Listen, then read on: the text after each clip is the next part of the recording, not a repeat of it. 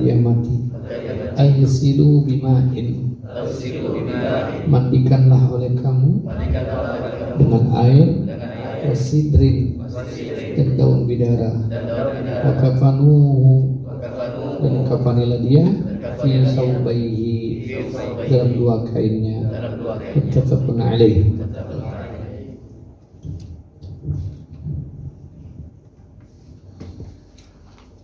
Meski dalam bab janaiz yang kita bicarakan juga soal sunnah. Nah, ternyata kita sudah masuk apa saja yang dilakukan, termasuk beberapa cara dalam hal memandikan mayit. Tentunya dengan air, tentunya dengan teknik-teknik kaifiat yang lain. Ini satu hadis dalil yang disunnahkan Nabi apa yang harus dilakukan kepada orang yang meninggal, terutama dalam urusan ketika memandikan. Ibnu Abbas radhiyallahu anhuma, dari Ibnu Abbas radhiyallahu anhuma, disebut anhuma karena Ibnu Abbas ini adalah bernama aslinya Abdullah bin Abbas. Abbas ini adalah salah satu sahabat Nabi dan juga pamannya Rasulullah. Nah, Abdullah ini anaknya, berarti dia ini adalah sepupunya Rasulullah. Maka dikenal dengan sebutan Ibnu Abbas. Beliau ini 1600 hadis beliau riwayatkan. Dan dia termasuk salah satu sahabat Nabi yang cerdas dan sempat didoakan Nabi menjadi ahli tafsir. Dan beliau termasuk salah satu sahabat Nabi ahli tafsir, ahli takwil. Ketemu dalam beberapa ayat Al-Quran yang ditanyakan kepada beliau tentang penafsirnya. Maka rata-rata hadis yang diriwayatkan Ibnu Abbas ini di ujungnya itu pasti disebutkan muttafaqun alaih atau disebutkan sebagai hadis-hadis yang sahih. Karena beliau dekat dengan Nabi dan banyak hadis, 1600 lebih hadis yang beliau riwayatkan. Dan kategori riwayat ini tidak sembarangan, berarti beliau memenuhi kriteria seorang perawi hadis. Salah satu yang dinukilkan dalam kitab ini tentang bab janaiz, Ibnu Abbas radhiyallahu anhu, dari Ibnu Abbas radhiyallahu anhu, Nabi sallallahu alaihi wasallam, sungguh Nabi sallallahu alaihi wasallam qala, berkata, fil ladzi saqata, tentang orang yang sakoto, jatuh au al-campak,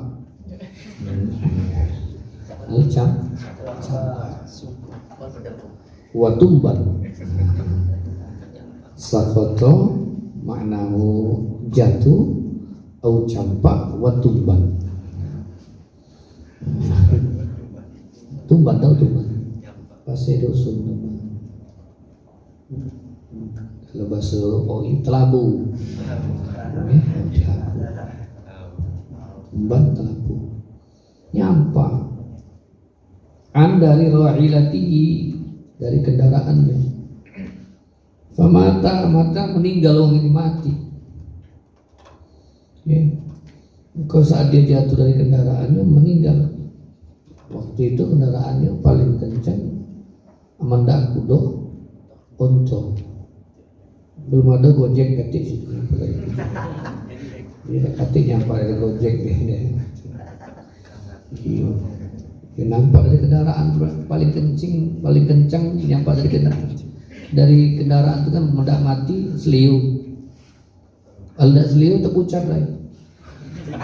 Semangkuk lagi pucat nampak. Lagi wong gitu. Wong lagi pucat nampak lagi semangkuk. Wa al-silu, situ disebut apa? Al-silu tidak pakai eva. Al-silu atau Nabi mandi ke oleh kamu. Silu mandi ke dia.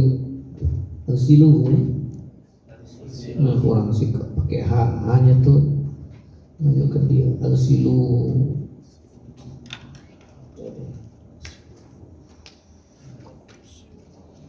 al-silu kamu dia tadi al-silu dialin oleh kamu dia, mandikan oleh kamu dia tadi umat itu. Agsilu udah pakai waw. Kalau waw ini dimandikan oleh kamu, pantas sebagai mana kamu? Jadi ini bahasanya bukan memandikan oleh kamu dia, mandikan dia. Agsilu mandikan dia, mandikannya.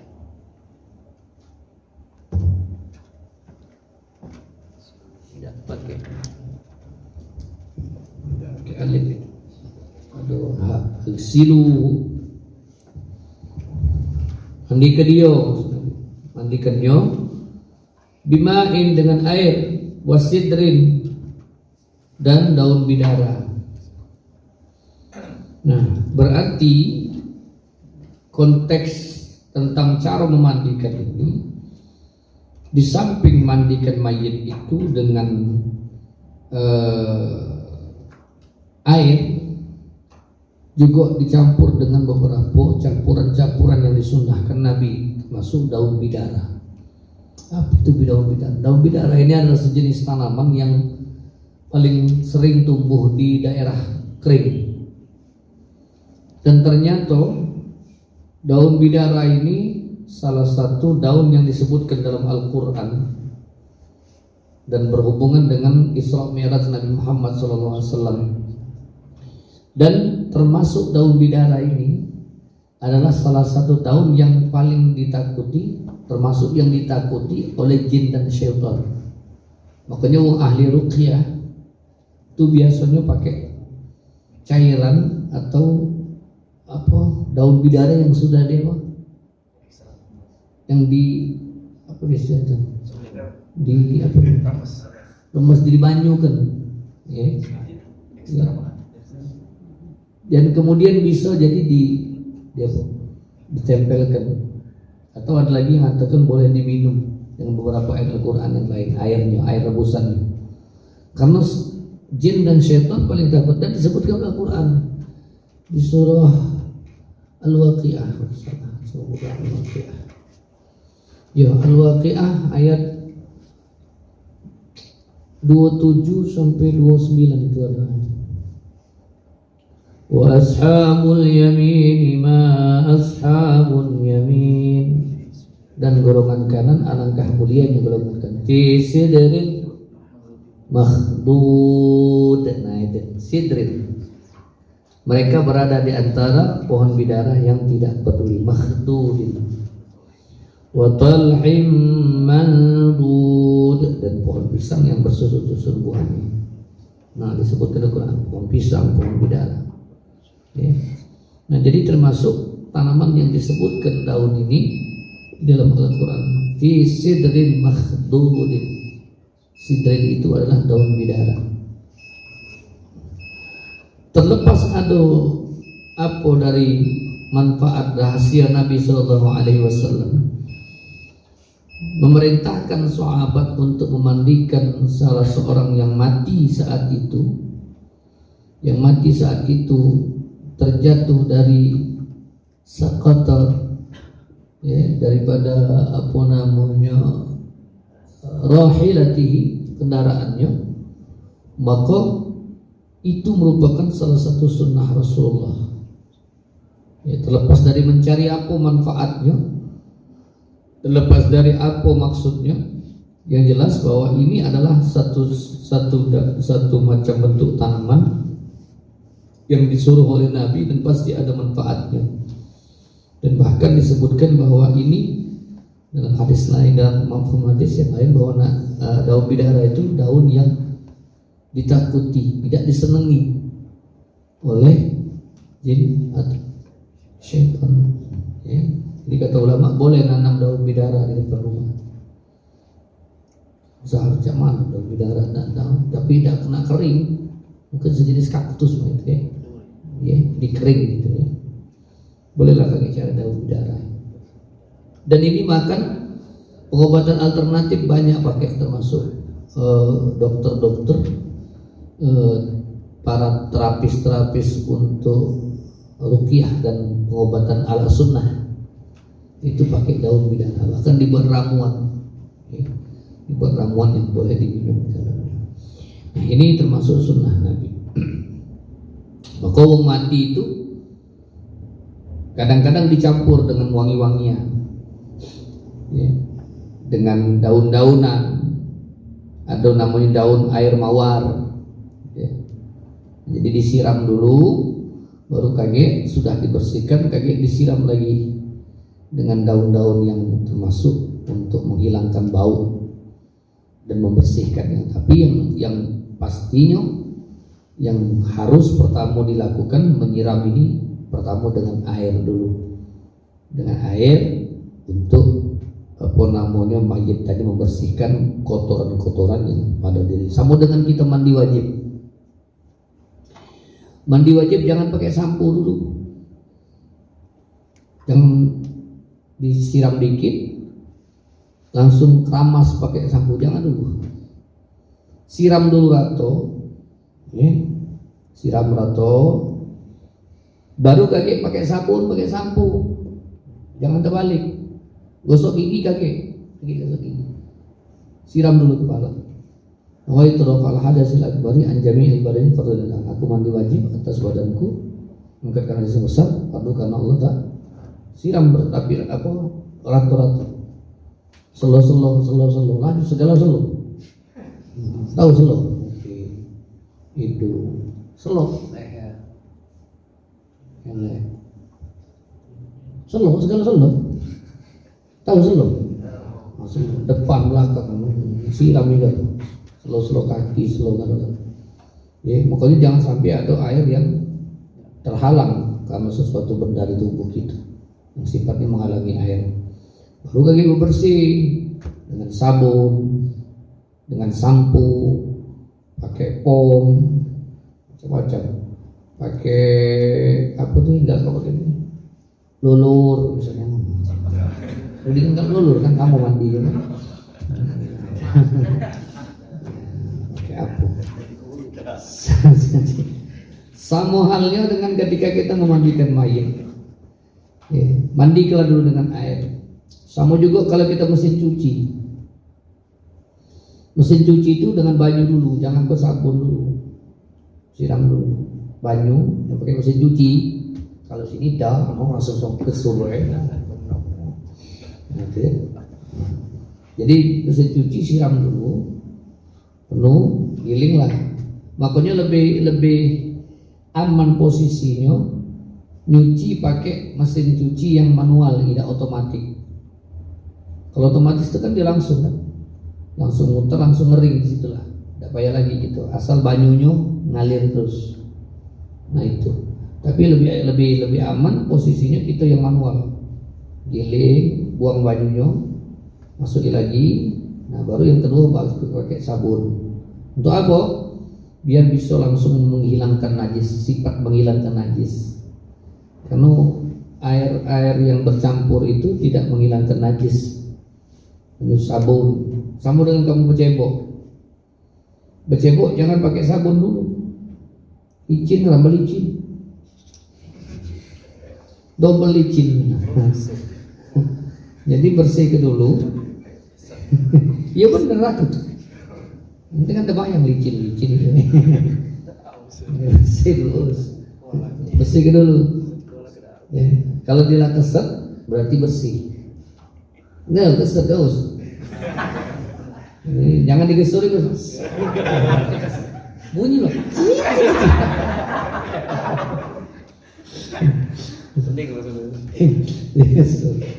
Jadi bersih baru, nah pakai sabun boleh. Itu cara bersuci. Jadi becebok jangan pakai sabun, bersih dulu. Begitupun dengan mayit. Maka mayit itu dibersihkan, di rukunnya dulu, mandikan, ratakan dengan air, baru kaget setelahnya boleh dicampur dengan air-air yang lain, termasuk air bidara dan juga air-air pewangi. Kalau kita ini dalam banyu mawar kan, dan yang lain-lain itu yang sering dilakukan oleh bilal-bilal kita ketika memandikan seorang mayit. Itu beberapa sunnah. Jadi sunnah hukumnya sesuai dengan hadis ini. Dan apalagi berikutnya, wa kafanuhu fi thawbaihi. Di dalam konteks hadis ini Dikafani dia tadi, dibungkus kalau bahasa dengan taubai, dengan dua kainnya. Nah, ada keterangan di sini ai fi thawbi ihramihi, bahwa orang yang mati ini kebenaran dia lagi melaksanakan haji. Jadi kebenaran haji, jadi Nabi langsung mengatakan dua kain itulah yang langsung di kain ihram dia dulu. Ya. Jadi langsung kain ihram itulah langsung dibungkuskan dengan mayit tadi. Berarti sudah memenuhi syarat bahwa dia di samping dimandikan, sudah dimandikan, wajib dikafani. Nah, mungkin ada beberapa umum yang ketika dia sudah pesan sama keluarga bahwa kalau mati kaget tolong bungkus kain ihram aku tuh masuk di bungkus aku. Salah satu bungkus aku tuh dari 3 bungkus itu, salah satu bungkusnya kain ihram. Ya. Karena katanya itu berkah, karena pernah dibawa ke Masjidil Haram ke Mekah atau dibawa ke Mekah waktu melaksanakan haji ataupun umroh. Mungkin itulah yang jadi dalil wong kalau mati minta bungkus dengan kain ihram salah satunya. Dia 3 lapis, lapis pertama atau lapis terakhir atau di antara lapis ketiga 3 lapis itu dimasukkan salah satunya adalah kain ihram. Mungkin terinspirasi dari dalil yang mengatakan Nabi menyuruh sahabat ketika orang ini mati langsung dibungkus dengan kain ihramnya baik. Tapi ini kondisinya sahabat ini lagi dalam posisi melaksanakan haji. Itu bahasan tentang bagaimana sunnah di antara teknik memandikan mayit atau orang yang sudah mati.